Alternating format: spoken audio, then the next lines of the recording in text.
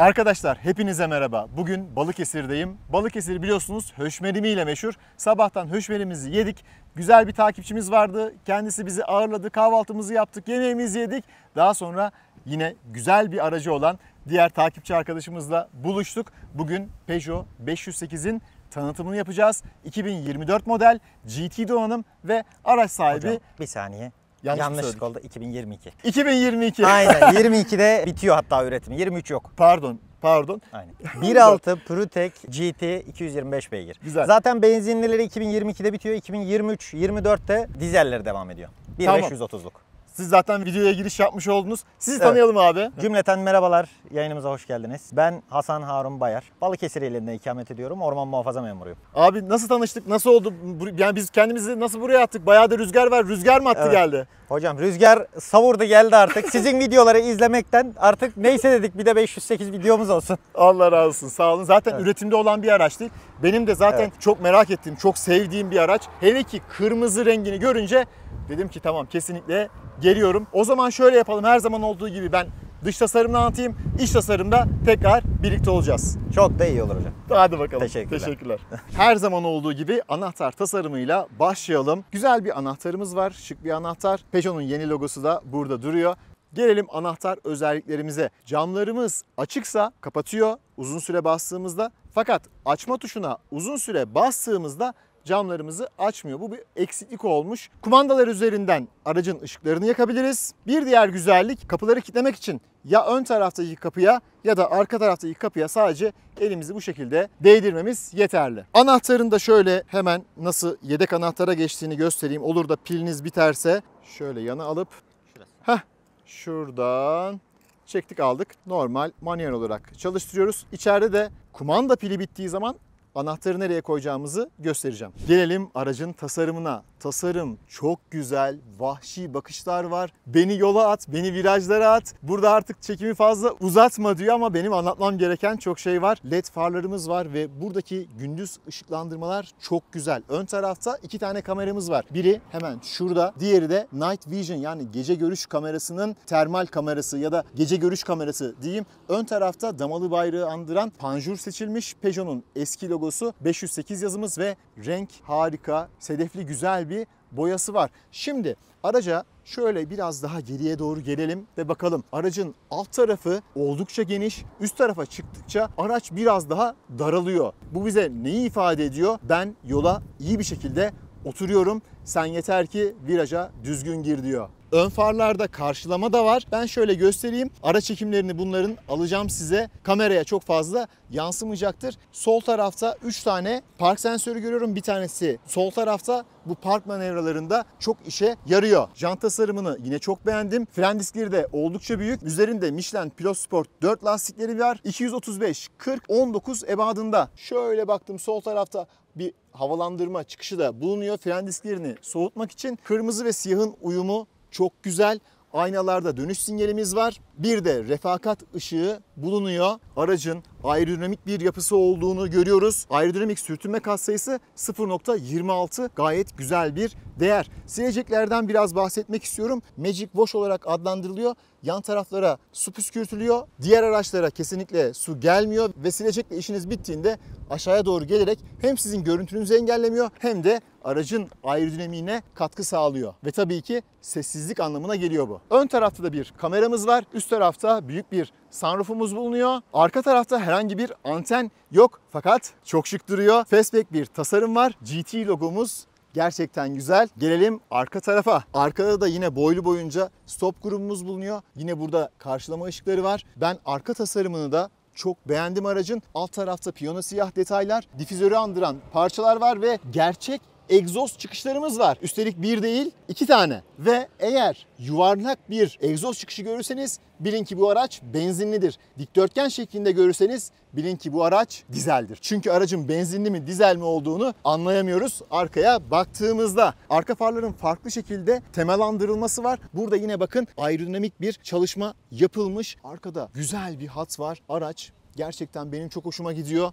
Aracın altına baktığımızda bağımsız süspansiyonu ve egzoz sistemini görüyoruz. Fakat burada görülmeye ve bahsedilmeye değer başka bir şey daha var. Arka amortisör bağlantısına baktığımızda dikkat ederseniz yukarıya dikine bir tasarım yok. Açılı olarak geliyor. Bu sayede viraj performansı daha da arttırılmış olunuyor. Aracımız 2022 modeldi. 2019, 20 ve 21 modellerde elektrikli bir bagaj var. Fakat çip krizinden dolayı bu araçta ne yazık ki yok, manuel olarak açıyoruz. Burada güzel şeyler bizi karşılıyor. Bagajın bu şekilde komple açılması harika. Güzel bir kullanışlılık sağlıyor bizlere. 487 litrelik kullanışlı güzel bir bagajımız var.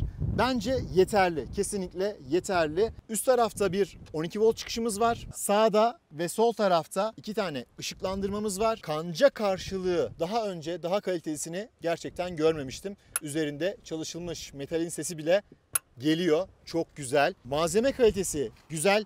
Fokal ses sisteminin subwoofer'ı var burada. Trafik setlerimiz bulunuyor. Şöyle açtığımızda da burada alt tarafta bir yalıtım malzemesi var. Burada herhangi bir şey yok fakat şuradaki malzemenin kalitesi ve kalınlığı gayet güzel, yeterli ses yalıtımı yapacaktır diye düşünüyorum. 2 tane de burada kanca karşılığı var. Bunlar tabii ki diğerlerinin yanında biraz kalitesiz kalmış diyelim. Askılık sağ tarafta bulunuyor. Üst tarafta bir de kapak var. Bunu çıkarabiliriz. Bagajın örtüsü komple burayla birleşiyor. Kapattığımızda üst tarafta burada reflektör olması lazım ama almışlar mı? Evet, yoktu hocam. Koltukları yatırdığımızda 1537 litrelik kullanışlı güzel bir alan elde ediyoruz.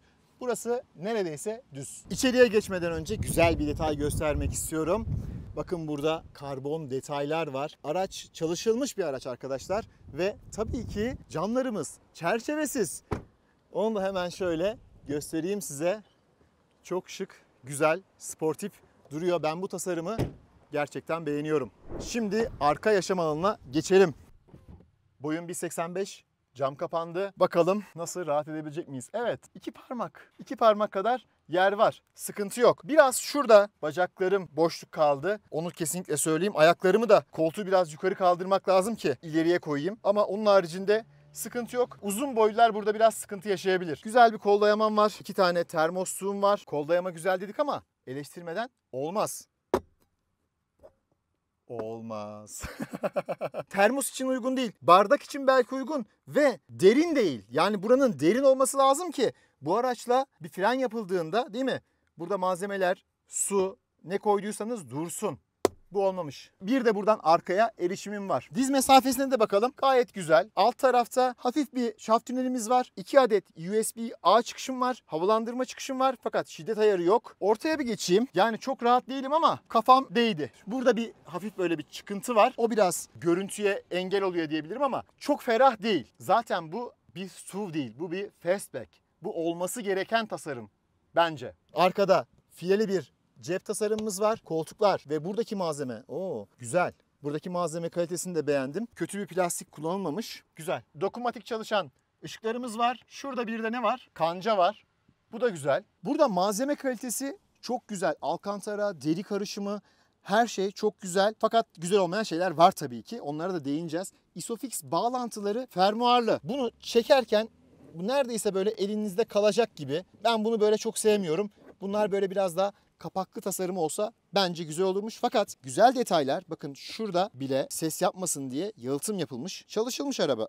Camlarımızı açalım. Bastım. Tek tuşla açılıyor. Fakat ne yazık ki tam olarak açılmadı. Tasarımdan dolayı şöyle göstereyim. Burası bu şekilde kalmış oluyor. Üst tarafta malzeme kalitesi iyi. Yumuşak plastik, en azından sert değil. Burada ahşap detaylar var. Bunlar gerçek ahşap. Krom görünümlü güzel bir parça var. Fokal ses sisteminin hoparlörü burada bulunuyor. Malzeme kalitesi güzel. Buralarda yumuşak. El tutamak yerleri yumuşak. İçi, alt tarafı kumaşla kaplı bir cebimiz var. Çok fazla büyük değil. Çok kullanışlı olduğunu söyleyemeyeceğim buranın. Cam kapatma testini şöyle yapayım. Elimi koyduğum zaman kapatacak çünkü zaten çıta yok. Ne yapalım? Bunu bu şekilde yapacağız. Gelelim ön tarafa. Bir de kapı sesini dinleteyim mi size? Gayet güzel. Arka taraf daha tok ya. Peugeot yazısı bizi karşıladı. Malzeme kalitesi arkayla aynı. Arka kapılarda yoktu. Ön tarafta ambiyans aydınlatmamız bulunuyor. Yine ahşap malzemeler var burada. Malzeme kalitesi burada yumuşak. Burası yumuşak. El tutamağı yumuşak. Sadece buralar sert. İç tarafta bir yalıtım var. Yan tarafta bulunmuyor. Buraya güzel bir şişe sığar. Sıkıntı yok burada. Koltuklar hafızalı, masaj özelliği var. Yan destekleri çok güzel. Virajda çok iyi iş yapacak. Yine güzel bir yalıtım malzemesi var. Ses yapmasın diye. Pedal setimize bakalım. Pedal seti harika ama Peugeot'da sevmediğim bir şey yine gördüm. Burayı bu şekilde bırakmamak gerekiyor arkadaşlar. Ama Peugeot ne yazık ki böyle bir şey yapmış. Buraya bence bir kapak koymalıydı. Koltuğun bu arada baldır desteği de güzel. Direksiyonun başına ilk defa oturdum. Ve şöyle sizle tanıştırayım. GT logosu çok güzel duruyor. Küçük bir tasarım var. Ben Peugeot'da çok seviyorum bu tasarımı. Ve burada bakın bakır detaylar var. Dikişler çok güzel duruyor. Sol tarafta ve sağ tarafta kulakçık var. Vitesi arttırmak ve azaltmak için manuel olarak. Göstergenin farklı temaları var. Onları ara çekim olarak gireceğim arkadaşlar. Sol tarafta havalandırma çıkışı gayet güzel. Buradaki detaylar güzel. Ambiyans aydınlatmaları var. Burada 2 katlı bir tasarım var. Üst taraf ve alt taraf yine ahşap malzemeler var. Çok hoş durmuş. Buradaki detaylar güzel duruyor. Malzeme kalitesi yumuşak malzeme. Fokal ses sistemi. Şuralar, burası sert. Şuralar daha yumuşak. A sütunu yine güzel bir malzemeyle kaplanmış. Makyaj aynası gayet güzel. Her iki tarafta da var. Fakat bir şey deneyeceğim burada. Aracı stop ettiğimizde bunlar çalışıyor mu? Çalışmıyor. Evet. Ne yazık ki böyle yapmış Peugeot. Aracı stop ettiğinizde makyaj yapamazsınız. Aracı çalıştırıp makyaj yapmanız lazım. Kocanızdan isteyin. Çerçevesiz bir ayna var. Çok güzel. Üst tarafta sunroofumuz ve perdesi tabii ki elektrikli olarak açılıyor. Sunroofumuzu da bu şekilde açabiliriz. Bir karıştan biraz daha fazla bir mesafe var burada. Eski Peugeot'larda diyelim, yeni Peugeot'larda öyle değil. Benim sevmediğim bir şey hız sabitleme burada. Ne yazık ki direksiyonda olmalı diye her defasında söylüyorum. Yeni Peugeot'larda zaten öyle. Peugeot mühendisleri de belki paylaşıyorum YouTube'u takip ediyordur bilmiyorum deyip bir egomu da tatmin ettikten sonra sol tarafa geleyim. Burada şerit takip sistemini ve direksiyon yardımını manuel olarak açıp kapatmak çok güzel. Yine burada da piyano siyahı detaylar var. Çok güzel duruyor. Tabii ki piyano tuşlarımız var. Menülere buradan hızlı bir şekilde ulaşabiliyoruz. Güzel çalışıyor. Herhangi bir problem yok. Hızlı erişim tuşlarımız da bulunuyor. Şu tasarım çok güzeldi. Ne yazık ki Peugeot bundan vazgeçti. Unlock yapıp vitesimizi değiştiriyoruz ve gerçekten tasarım olarak çok hoş. Sürüş modlarımızı buradan değiştiriyoruz. Şık, güzel bir açılımı var. Güzel bir malzemelik var burada. Kaliteli duruyor. Termosluk gayet güzel. Evet, güzel çalışıyor. Herhangi bir problem yok burada. Kol dayaması, malzeme kalitesi güzel. Burada da yine dikişler harika. Kelebek şeklinde açılıyor. İçinde güzel bir yalıtımı var. AUX in girişi bulunuyor. Işığı da var. Soğutma özelliği bulunmuyor. Güzel de bir kapanışı, hissiyatı var. Dizlerimi değdiğim yerler yumuşak bir malzemeyle kaplanmış. Ben bu göğsü, paneli genel anlamda beğendim. Görüşle ilgili, evet, direksiyonu alta bu şekilde konumlandırdığım zaman gösterge paneliyle ilgili hiçbir sıkıntı yok. Boyum 1.85 ve şu an bakış açım olması gerektiği gibi. Torpido gözünü açalım. Güzel bir malzemeyle kaplanmış burası. Bir adet ışıklandırmamız var. Üst tarafta bir malzemelik gibi bir yer var. Raf var orada. İç tarafta da torpido soğutucunun çıkışını görüyoruz şu anda. Bu şekilde kapatabilirsiniz. Buradaki malzeme kalitesi, hissiyatı gayet güzel, yeterli. Ön koltukta aynı zamanda ISOFIX bağlantımız var ve elektrikli hafıza özelliği bulunmuyor tabii ki. Masaj özelliği ön tarafta da var. Elektrikli bir park frenimiz var fakat auto hold özelliği bulunmuyor tüm Peugeot'larda olduğu gibi. Ön panelin hemen alt tarafında 2 adet USB-A çıkışımız var. Kablosuz şarj ünitemiz de burada bulunuyor. Motor çalışıyor, hemen çektik. Evet, oradan bastırıyoruz. Bastırdık, çektik. Tabii ki D segmenti bir araç. Amortisörü var. 2 tane gayet güzel. Arka tarafta güzel bir yalıtım var. Buralar bakın güzel bir şekilde kapatılmış. Olması gerektiği gibi. Bazı araçlarda hep söylüyorum buralar kapatılmalı diye. İşte bu şekilde olmalı. Üst tarafta da güzel bir yalıtımımız var.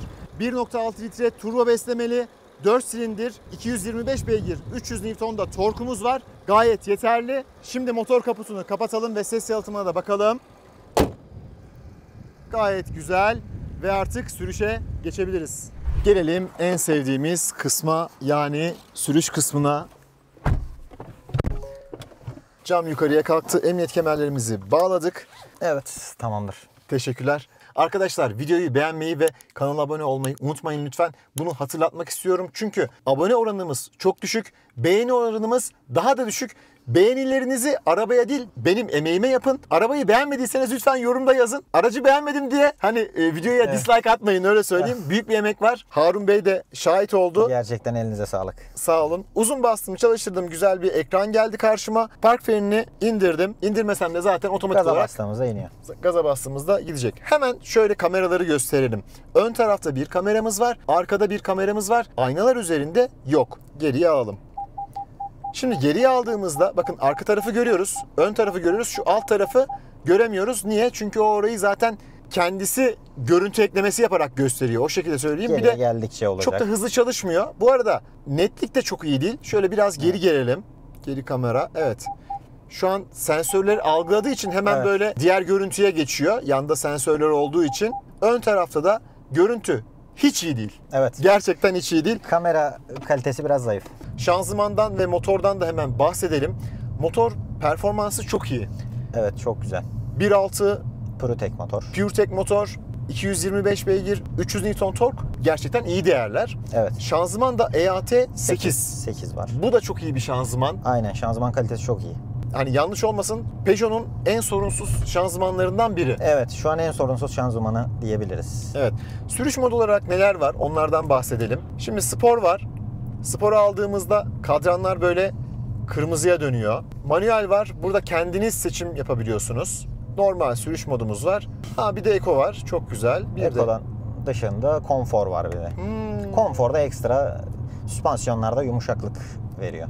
benzinli araçlara özel adaptif süspansiyon sistemi var. Sürüş modunuza göre amortisörün sertliğini ayarlıyor. Özellikle spor sürüşe aldığınızda Direksiyon da sertleşiyor. şöyle aynı zamanda. alalım. Evet. Spora aldığımızda amortisörler biraz daha sert. Direksiyon da evet bariz bir şekilde sert olmuş oluyor. Daha iyi bir sürüş elde etmek için göstergeler güzel. Burada tabii alışmanız gereken husus devir saati sağdan sola doğru gidiyor. Ona biraz alışmak gerekiyor. Evet. Amortisörlerin sert olduğunu şu an hissettim. Evet. Vitesleri buradan değiştirebiliyoruz. Direksiyon üzerinde olmuş olsa güzel olurdu. Bu da tabii yine benim yorumum. Park manevralarında zorlanıyor musunuz? Ben hiç zorlanmıyorum. Çok güzel. Bu arada Alıştığım için çok iyi geldi. çok güzel. Aynalar aşağı doğru eğiliyor. Geri manevrada. Evet, geri manevrada. Eğer hızlanırsanız park etmekten vazgeçtiğinizi anlayıp tekrar eski pozisyonuna geliyor. Onlar da yine hafızalı. Evet. Sol taraftaki ayna aşağı geliyor muydu? Onu takip edemedim. O da geliyor. İkisi de geliyor. Güzel. İkisinin de aşağıya. gelmesi de çok güzel. Şehir içinde kullanacağımız için biz şöyle yapalım. Hemen Eco moda alalım. Bir de yakıt tüketim verilerini sıfırlayalım. Bakalım testte ne elde edeceğiz? Onları da görmüş olalım. Şimdi onları nereden sıfırlayacağız? Burada Şuradan yol bilgisayarı, aynen yol kontrolümüzde bilgisayarına birinci geldik. basılı tutarak Üzerine basılı sıfırlayabiliriz. tutarak resetleyelim. 10.9'muş bu arada. Biraz performans kullandım gelirken. Burada 511 km 511 kilometre 7.4. Balıkesir'in de güzel bir tanıtımını sizlere yapmış olalım. Üst tarafta sunroof'ta hafiften tıkırtılar duydum. Evet, kronik bir cam tavan. Cam sorunu. tavanda değil mi? Evet. Özellikle böyle burkulmalarda biraz daha fazla ama yine de var, yapıyor. Bununla ilgili daha önce bir serviste görüştünüz mü? Görüştüm. Servis sağ olsun mekanizmayı değiştirme kararı aldı garanti kapsamında. Mekanizma komple değişti. Biraz daha ses olayı düştü en azından ama yine de var. Özellikle normal sedan değil, fastback bir araç olduğu için kasılmaları daha çok cam tavana veriyor otomatikman. Evet, evet. Camlarda da çıta olmadığı için Evet. o da destekleyemiyor çok fazla. Aynen. Ondan dolayı biraz esneme oluyor. Fakat aracın rengi, tasarımı çok güzel. Evet. Sizin yorumlarınızı alalım. Mesela daha önce aracınız neydi? 508'i niye tercih ettiniz? Biraz daha sportif yapısından dolayı tercih ettim ben. Bundan önceki aracım 2018 Honda Civic 1.5 VTEC Turbo 182'lik kullanıyordum. O da sportif bir araç. Ondan sonra gözüme hep 508-225 beygirlikler gözümde hep canlandı durdu. Tasarım olarak, sportiflik olarak, çerçevesiz kapı olması beni daha çok cazip etti yani 508 yönünde. Ve eski Peugeot'larda bir algı var. Nasıl diyeyim, Peugeot mu aman bir denen bir düşünce var. Ama yeni nesil bu EAT8 şanzımanı da geçtikten sonra EAT6 kötü demiyorum. EAT6 da güzel. Belli bir yıldan sonra, tam bilemiyorum yılını ama belli bir yıldan sonra EAT8'e geçiyor belli araçlarda. Ben gayet memnun oldum. Daha önce de kullanmışlığım vardı, test etmişliğim vardı. Nasip oldu. Kesinlikle. Aldık. EAT 8, EAT 6 konfor odaklı, Evet. güzel bir şanzıman. Şimdi çift kavrama sistemine geçtiler. Bakalım onları ileride göreceğiz. 3008 testim var, 5008 testim var. O videoları da izleyebilir arkadaşlar. Evet, SUV olarak gayet tercih edilebilecek çok güzel araçlardan birer tanesi. 3008'de, 5008'de. Evet. 5008 kalabalık aileler için biraz Evet, daha. evet. Kesinlikle. Şehir içinde direksiyon gayet yumuşak. Fren ve gaz tepkileri EcoMode'da olması gerektiği gibi. Tüm beygirleri burada hissedemiyoruz. Olması gerektiği gibi. Güzel. Fren hissiyatı şu an için iyi. Her bastığımda aynı dozajı elde ettim. Evet. Güzel. Ben aracı aldığımdan bu yana daha EcoMode'da hiç kullanmadım. Daha Öyle mi? önceki Honda'da da EcoMode vardı ama EcoMode daha çok arabayı hantallaştırıyor. Ne Evet, bileyim, evet. konfor modda daha çok yumuşaklık hissediyorum. Performans istediğimde ancak spor moda geçiyorum. Dediğim gibi EcoMode hiç tercih ettiğim şey değil benim. Aslında öyle. Biraz da böyle çok fazla hani düşük devirde kullandığı için Evet. arabayı biraz sağırlaştırıyor diyelim ve konfor moda geçelim. Biraz da konfor modu deneyelim. Özellikle konfor modda hissedilen şey 100 kilometrenin üzerindeki hızlarda bazı yolun tatlı çukurları oluyor, esnemeler oluyor. Onlar da arka süspansiyonlarda çok çok rahat hissediliyor. Yani bulutların üstündeymiş gibi araba salına salına gittiği çok bariz belli yani. Çok güzel. Sunroof haricinde başka bir yerden trim sesi aldınız mı? Nadiren şu emniyet kemeri burada kimse oturmazken buradayken işte emniyet kemeri tokasından bazen ses gelebiliyor. Evet, evet. Ama olabilir. onun dışında böyle beni aman aman rahatsız eden bir sesim olmadı. Açıkçası ben de duymadım. Sadece sunroof'tan bir ses aldım. Onun haricinde yalıtım anlamında da şu an için güzel. Amortisörler de zaten ayarlanabiliyor Evet. ve sessiz çalışıyor. Çok fazla böyle aracın içine bir ses yansıtmıyor. Tok bir çalışma karakteri var. Gayet aynen. Lastiklerin de geniş taban olmasının da biraz etkisi var. Tabii. Hız sabitleme sistemini zor da olsa açtım. Evet. Yani böyle bilgileri biraz daha tekrarladım. Alışmak lazım arkadaşlar. Çünkü gözükmüyor. Yani şurada arada dur kalk özelliği var. Kırmızı ışığa denk geldik. Bakalım nasıl duracak. Makam şoförü gibi durdurdu ya. Evet, Değil gayet mi? güzel. Hiç sarsmadan. Aynen. Kendi Çok kendine. hoş, çok güzel. İşte tek kötü yanı el alışana kadar. Benim elim alıştığı için ama işte direksiyonun arkasında kalıyor. Bizzat görüntü alınamıyor, şeyden göremiyorsunuz. Evet, Yani evet. arabaya ilk binen bir kişi hız sabitlemeyi kolay kolay çalıştıramaz yani. Evet vallahi ben Peugeot 3008 testinde İbrahim hatta az önce çekimler esnasında da geldi bize bir şaka Evet. yaptı. Sağ olasın İbrahim, sana da selamlar olsun. O videoyu da izleyebilirsiniz, kanalda var. O videoda da ben bahsetmiştim. Abi ben arabayı aldım, gelene kadar hız sabitlemeyi kullanamadım dedi. Kırmızı ışık yeşile döndü. Hiçbir şeye basmıyorum, bakalım önde ne olacak. Araçlar hareket etti. Herhangi bir ikaz gelmedi. Gaz pedalına bastım çektim sadece. Evet, hızlanmaya devam ediyor. Süratimi de 35'e ayarlamıştım. Tabii ki onu ne yapacağım? Şuradan arttıracağım. Uzun basarsam 10-10, 5-5 gidiyor. 5-5 gidiyor. Ama tek tek bastığınızda da tek tek ayarlayabiliyorsunuz. Güzel. Burada bir ayarlama ile ilgili sıkıntı yok. Mesela mesafe ayarı yapacaksınız. Nereden ayar yapacağım? Ben şimdi bilmiyorum ki. Bakmam lazım yani buna. Evet, onu da durduğunuzda bakmak gerekiyor. İşte kötü yanı da o. Evet. Sanki o üstten miydi, alttan mı? Heh, şurada üst tarafındaki düğmeye bastığınız zaman normal, uzak, yakın olarak söylüyor. Yakın olarak takip etsin ya da normal diyelim, daha emniyetli olsun. Şöyle bastım. Uzak, normal. Evet. Hız sabitlemeyi açtım. Şimdi direksiyon sistemini de açalım. Açtım. Direksiyon simgesi de geldi. Elimi bıraktım. Şöyle bakıyorum. Şeridi güzel ortalıyor. Bunda bir de şeride ortalama var. Yani sektirmiyor sağ şerit, sol şerit gibisini. Çok O güzel. yönde güzel. Hafif viraj var. Aldı. Direksiyonu tutun diyor. Şöyle bir tuttum, bıraktım sadece. Ayarlamış olduğumuzu hem burada görüyorum hem de burada yeşil bir ok var. Oradan da görebiliyorum. Tak tak tak. Her yerden hani görüntü var. Burada tabii yardımcı olmam lazım. Çünkü burası biraz karışık. Evet, önde aracı gördü. Frene basmadım. Araç sola ayrıldı. Hemen onu hissetti. İleri doğru devam ediyor. Frene basmıyorum. Güzel. Harika. Zamanında frenini yaptı. Önü açıldı. Devam etti. Güzel. Evet. Radar sistemi güzel çalışıyor. Bıraktım direksiyonu. Buraları zaten rahat bir şekilde alır.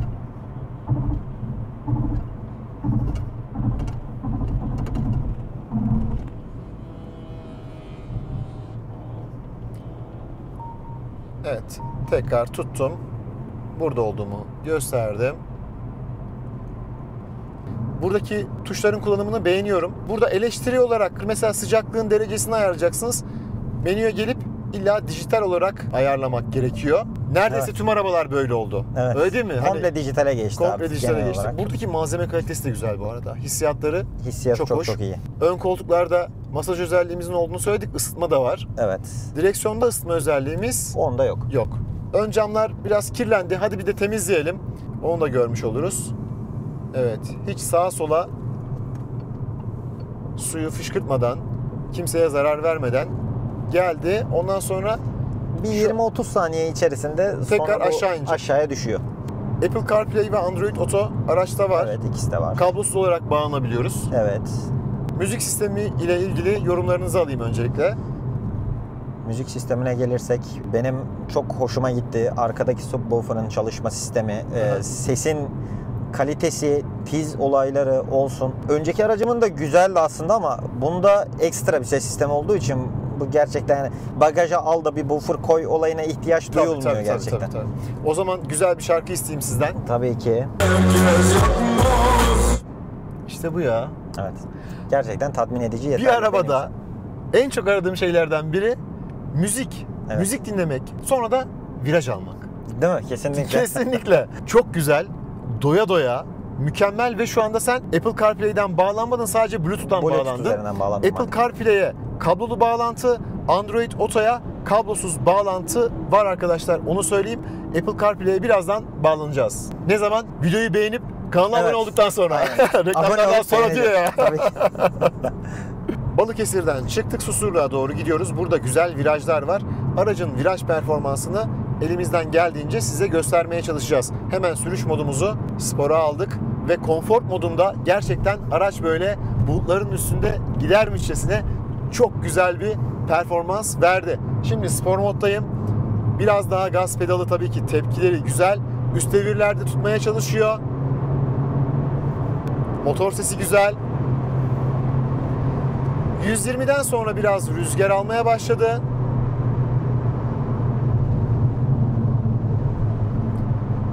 Rüzgar sesiyle ilgili yorumunu da alayım abi bu arada. Yani çerçevesiz ya, problem yaşıyor Evet. musun?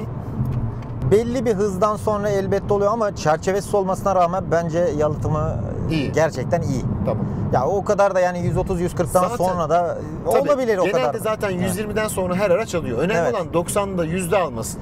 Ama işte benim de önceden bir ön yargım olmuyor değildi, oluyordu. Çerçevesi kapı olduğu için biraz daha sesi fazla mı alır acaba diye. Evet. Ki bir de C segmentinden D segmentine geçtiğim için yani bence hiç çerçevesiz gibi değil desem yeridir. Çok güzel.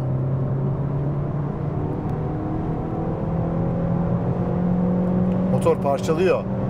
Evet. Yani tam gaz değilim bu arada.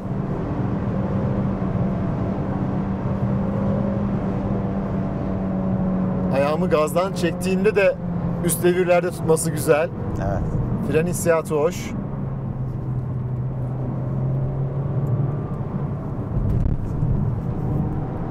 Araç yola çok güzel oturuyor. Vites düşürme hızı iyi. Bakalım şöyle bir daha.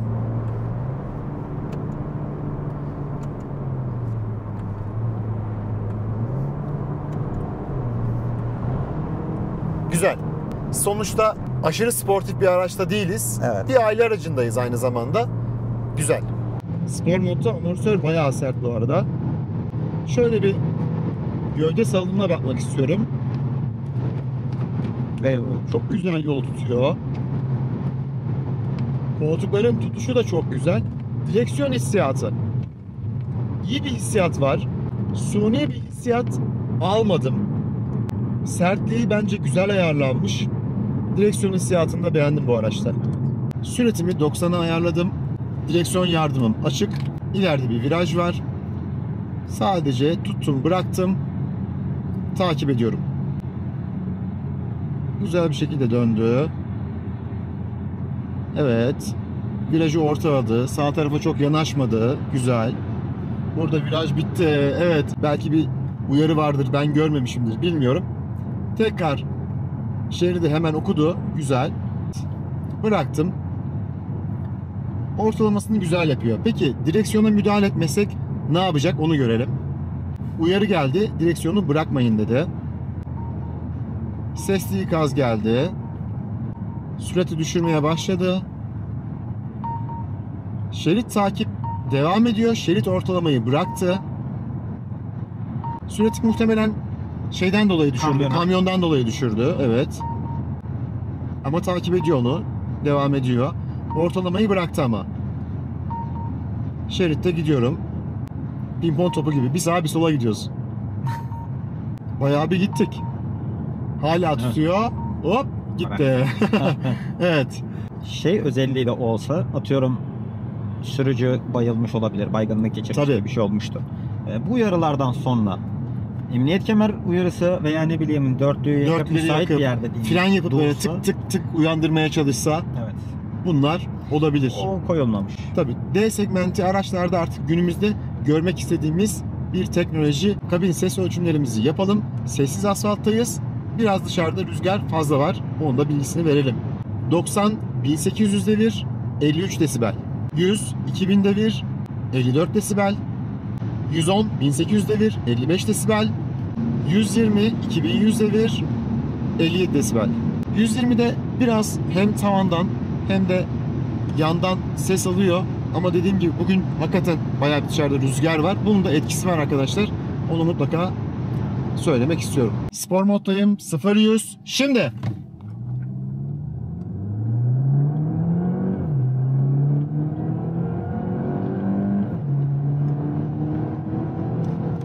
İlk kalkış biraz zayıf oldu. Zayıf. Konfor odaklı bir şanzıman olduğu için doğrulanmış zaman 8.46. Fabrika verimiz 7.3. Biraz böyle düşük kaldı. 0-100. Şimdi.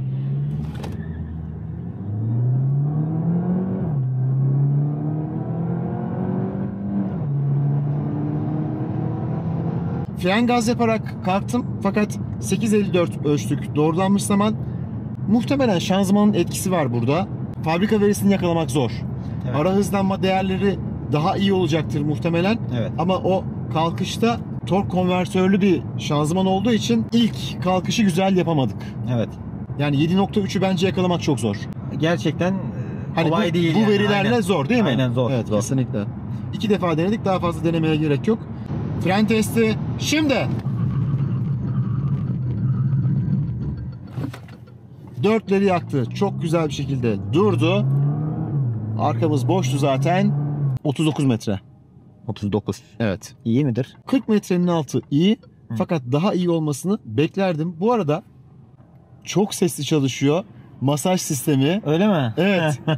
Ondan da hemen bahsedelim. Sol tarafta bir düğmemiz var. Hızlı bir şekilde erişim sağlayabiliyoruz. Hem sürücü hem yolcu tarafında var. Kedi patisi, dalga, stretch, bel, omuzlar. Bel ve omuzları Türkçe'ye çevirmişler ama bunları çevirmemişler. Evet. Fakat ses gerçekten geliyor bak. Durduğumuzda daha çok belli oldu. Evet. Fren mesafesi olarak belki biraz daha iyisini bekliyor olabilirdin. Ama sana şunu söyleyeyim. Lastikler çok önemli. Yol önemli. Fakat yol kötü bir yol değil. Asfalt güzeldi. Belki lastikler eskidi ondan olabilir. Değişim zamanı geldi. 47.000 kilometrede 47.000. lastikler kullanılıyor. Tamam. Yeni bir lastikle muhtemelen 36 metre, 37 metreleri çok rahat görürsün öyle söyleyeyim. Evet. Özel modda Harun Bey buraya G sensörünü almış. Orada G olarak görebiliyor. Şöyle hemen bir fren yapalım. Hop. Onu gördük. İşte yanal olarak yine görebiliriz. Onları görebilirsiniz. Sol tarafa da güzergah yakıt bilgisini vermiş. Şu an 8 litreyle gidiyoruz bu arada. Navigasyon bilgisine geldiğimizde harita bilgisini ön tarafa taşıyabiliyoruz. Bu da güzel. Sürüşte işte şerit okuma ortalama sistemlerini görebiliyorsunuz. Devir ve hız göstergesi biraz daha küçük oldu, minimal oldu. Kadran menüsü bizim zaten çekimin başından beri kullandığımız menü. Asgari'de sadece hız ve önemli bilgiler var diyelim. Özelde değişiklik yapılabiliyor. yapılabiliyor. Bir de burada temalarımız vardı. Onlardan da bahsedelim. Şuradan mıydı? Sağ taraftan tıkladık. 3 kişiye profil atayabiliyoruz. Müzik sistemi ayarları, Ekran ayarları, tema ayarları hepsi farklı farklı olabiliyor. Mesela tema 2'de mavi bir ekran ayarlanmış. Onu da hemen bir gösterelim. Hatta hemen durmuşken şöyle iPhone'dan da bu çekimi alalım onlara. iPhone'un kalitesi iyidir.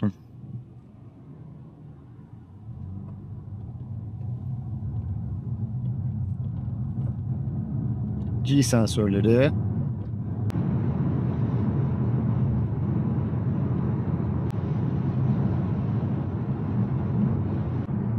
Frene basmıyorum. Çok güzel. Son anda hem kameraları açtım hem sistemi devreye soktum ama çok güzel gördü araçları. Bir dedim zorlayayım bakayım görecek mi? Radar sistemi gerçekten iyi çalışıyor. Aynen. Beğendim. 80-120 ara hızlanma. Şimdi.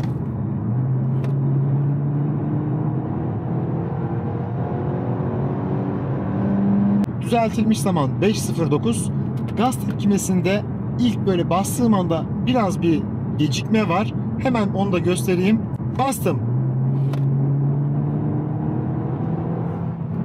İlk bastığımda böyle bir 0.2 saniye, 3 saniye kadar bir gecikme var. O da şanzımanın konfor odaklı olduğundan dolayı. Şimdi sizin aldığınız notlardan biraz bahsedelim. Çok teşekkür ederim öncelikle. Çekim öncesinde görüşmüştük. Ne demek, rica ederim. Ben hemen yakıttan bahsedeyim. 7.8 litre, 110 kilometre yol yapmışız. Ortalama hızımız 64. 7.8 litre. Ortalamanın bir tık üstünde gibi. Yani Evet. çok az bir şey üstünde. Siz ne ölçtünüz? Benim yakıt veri ölçümlerim sabit şehir içi kullanmada.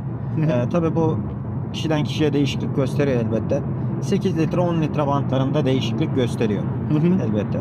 Ama şehirler arasında 8 ileri olduğunun güzel yanı, yani bu performansta bir araçta gerçekten düşük yakıt verileri de elde ediliyor. Memleketimden buraya gelip giderken bazen denemeler yaparım. Yani Eco modda hiç kullanmam arabayı. Kullanmadım da kullanmam da. Konfor modda hep sabitledim. Neden?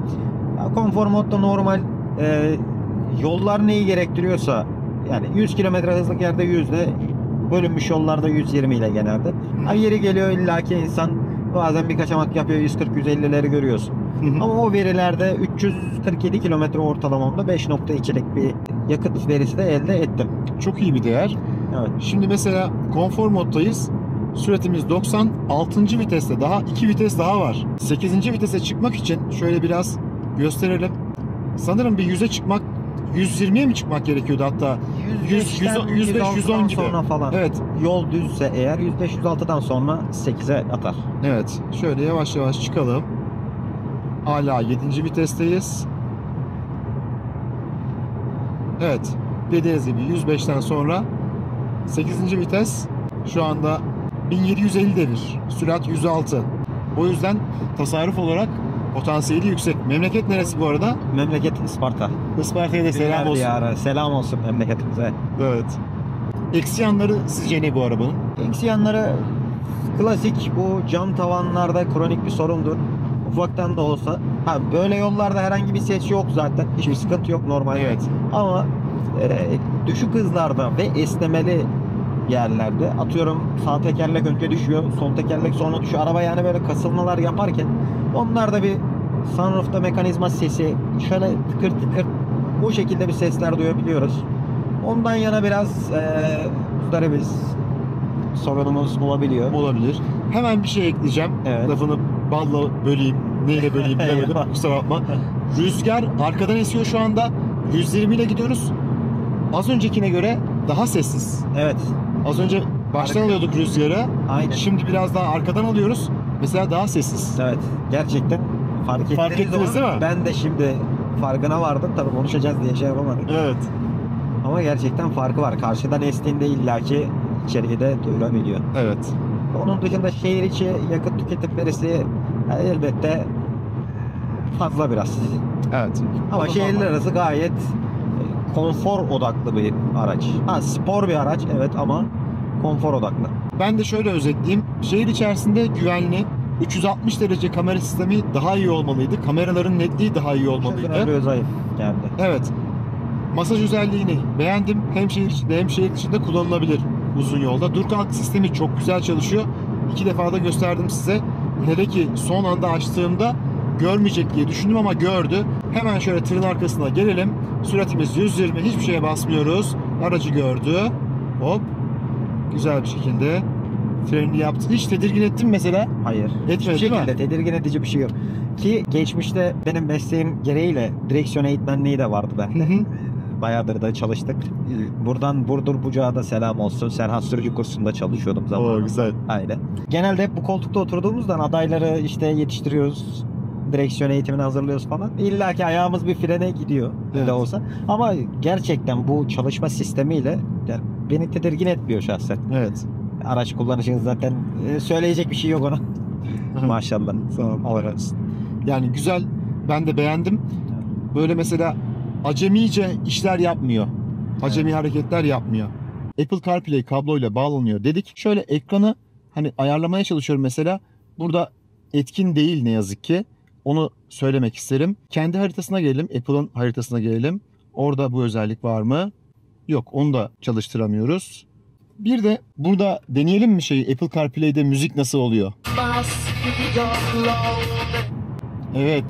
Gerçekten bozmuyor yani. Bozmuyor. Evet. Çok güzel. Peki sence kabloyla bağlanmak daha mı iyi? Bluetooth mu daha iyi? Kablo daha iyi gibi geldi. O zaman şöyle. Senin az önce açtığın o şarkı var ya. Aynısını Evet. aç. Daha iyi değerlendirme yaparsın. Evet. Gerçekten kabloyla daha iyi fark ediliyor. O zaman bir kabloyla bağlanıyorsun bundan Aynen. sonra. Paylaşıyorum da her şeyi test ediyoruz. Evet, kesinlikle. Şimdiye kadar hep Bluetooth'la bağlanmıştım. Pişmanlık. Focus aynen ses öyle. sistemine kesinlikle Evet. kabloyla bağlayın. Çok daha güzel bir ses sistemi var. Kesinlikle. Ya zaten benim yüzüm gülüyorsa araba Aynen. da güzeldir. Ses Evet. sistemi de güzeldir. Ne hissediyorsam yüzüme vuruyor ya. Aynen ya. öyle hocam. Eline emeğine sağlık. Allah razı olsun. Çok sağ olasın. Şimdi şöyle bir eleştirim olacak. Kablosuz şarj ne yazık ki yavaş. Yeri çok güzel değil. Buraya koyduğum zaman ışık çıkıyor. Fakat böyle ayarlamam için yani iyi bilmem lazım. Öyle söyleyeyim. Yani biraz nasıl diyeyim? alıştırmak Ele lazım. alıştırmak lazım. Heh, şu an mesela şarj oluyor.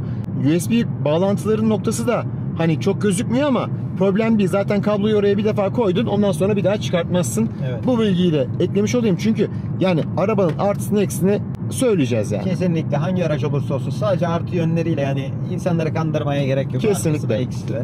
Kör nokta uyarı sistemimizden bahsetmemiştik. Hemen şimdi ondan bahsedelim. Sol tarafta bir araç bize doğru yaklaşıyor. Evet. Kör nokta geç çalıştı.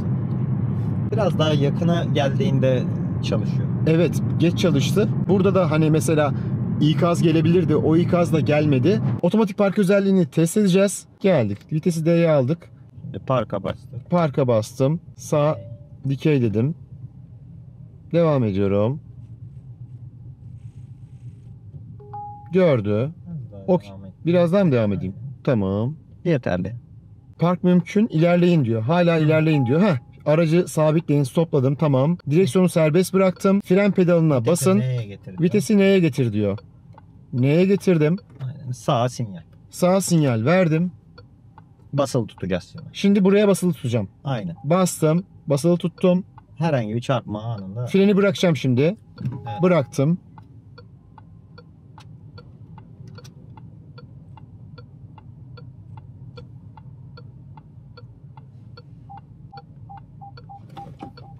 Ama biraz fazla yaklaştı ya.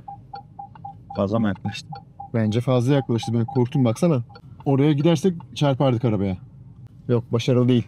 Sağ tarafta bir park yerimiz var. Vites üzerindeki P tuşuna bastık. Paralel park edeceğiz. Sağa park ettireceğiz. Bastık. İleride arıyor. İlerliyorum. Alan ölçümü devam ediyor diyor. Evet. Beğendik burayı. Güzel. Okey. Daha devam et. Biraz daha devam edelim. Aracı sabitleyin dedi. Durdum. Şimdi adımları takip edeceğiz. Direksiyonu serbest bıraktık. Fren pedalına basıyoruz. Vitesi N konumuna alıyoruz. Aldık. Sinyal verin dedi. Sinyalimizi verdik. Buradaki park sembolüne basılı tutuyoruz. Bastık. Manevrayı başlatmak için fren pedalını bırakın. Bıraktım. Ve takip ediyorum.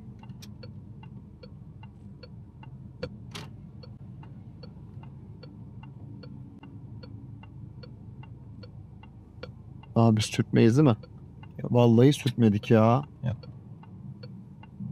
Çok güzel park etti yalnız ha. Ben kullanmam dedim de kullanılırmış ha. Yani sadece He. yani sabırsız insanlara denk gelmeyin. Aynen, Güzel. bıraktık Bitti. ha. Çok güzel. Ben dışarıdan Parka da aldı. parka da aldı. Çok güzel. Şöyle göstereyim. Gayet güzel bir şekilde park etmiş. Ön tarafta mesafemiz güzel. Arkada zaten fazlasıyla yer var. Başarılı. Dikine testi bir daha deneyeceğiz. Oo. Bir de Bir dakika. Bir ara gaz verelim mi bu arada ya? olabilir, neden olmasın? 4000'de bırakıyor değil mi? Aynen. limitliyor. Şurada iki aracın oraya park edelim. Sol tarafa yapalım bu sefer. Evet. Şimdi Biraz geldik. geri gelsek arattıralım en azından. Tarat. Bence bulur. Olur mu? Bence bulur. Sola dikey dedim. Tarıyor. Buldu. İleri devam ediyorum. Durdum. Talimatlara aynı şekilde uyuyorum. Geriye aldım. Sinyalimi verdim. Düğmeme bastım. Frenden ayağımı çektim. Kontrol ediyorum.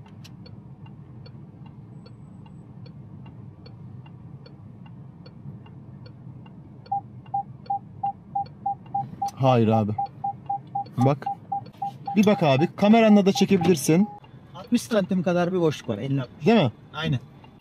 Ben dışarıda olsam, Olur abi. Sen de- dışarıda ol. cam açık olsun. Olur abi. Deneme yapmış olurum. Tamam abi. Ses gelmeden dur de. Tamam, vurmadan ben dur dedim. Heh abi tamam. Biraz geriye gidiver. Aynı şekilde ben devam ediyorum abi.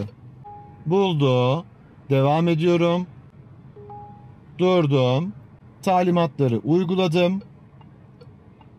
P'ye bastım. Ayağımı frenden çektim. Başlıyor.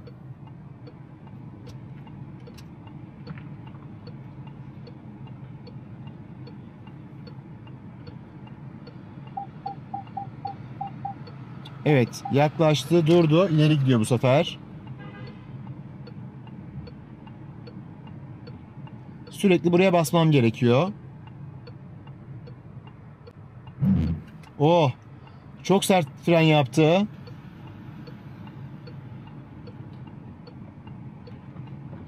Sola biraz yanaştı. Hop! Abi tekrar durdurdum çünkü sola çok yanaştı.